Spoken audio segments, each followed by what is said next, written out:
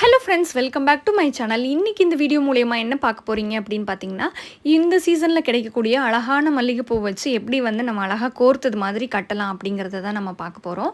இதுக்கு வந்து ஃப்ரெஷ்ஷாக முட்டையோடு உள்ள பூவை வந்து வாங்கிக்கோங்க. வாங்கிட்டு கீழே உள்ள அரும்பெல்லாம் வந்து நீங்கள் எடுத்துருங்க.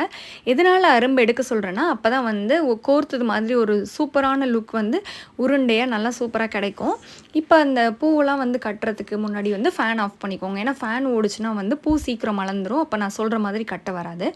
ஆஸ் யூஷுவல் நீங்கள் கட்டுற மாதிரி மேலே ஒரு பூ கீழே ஒரு பூ வச்சுட்டு 2 சுற்று சுற்றி 2 நாட் போட்டுக்கோங்க. இங்கே நான் எதுக்கு 2 நாட் போட்டுக்கோங்க அப்படின்னு மென்ஷன் பண்ணுறேன் அப்படின்னு பார்த்தீங்கன்னா, இந்த ஃப்ளாரில் வந்து கீழே அரும்பு இருந்ததுன்னா க்ரிப்பாக இருக்கும். இப்போ அரும்பு தான் நம்ம ரிமூவ் பண்ணிட்டோம் இல்லையா, அதனால் சீக்கிரம் வழுக்கிட்டு வந்துடும். அதனால் பூ மட்டும் அந்த 2 நாட் போட்டுக்கோங்க. அடுத்தடுத்தலாம் ஒன்றும் பிரச்சனை இல்லை. எப்போதும் போல் ஒரே ஒரு நாட் போட்டுக்கலாம்.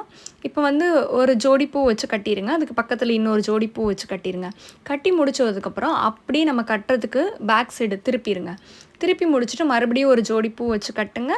அது முடிச்சதுக்கப்புறம் இன்னொரு ஜோடி வைங்க. அதாவது 2 ஜோடி பூ வச்சு கட்டிடுங்க. அப்புறம் திருப்புங்க.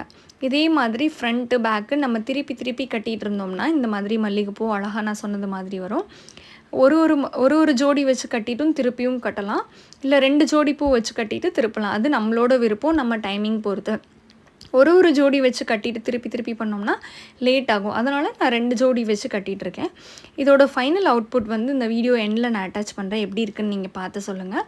இந்த பூ வந்து கட்டி முடிச்சதுக்கப்புறமேட்டு ஃப்ரிட்ஜில் நீங்கள் ஸ்டோர் பண்ணுற மாதிரி இருந்ததுன்னா ஒரு டிஷ்யூ பேப்பர் வச்சு ரேப் பண்ணிவிட்டு ஒரு சில்வர் டப்பாவில் போட்டு வைங்க. பிளாஸ்டிக் டப்பாவோ இல்லை பிளாஸ்டிக் கவர்லேயோ போட்டிங்கன்னா பூவோட கலர் வந்து பழுப்பு கலர் ஆகிடும். ரொம்ப நாளைக்கு வராது.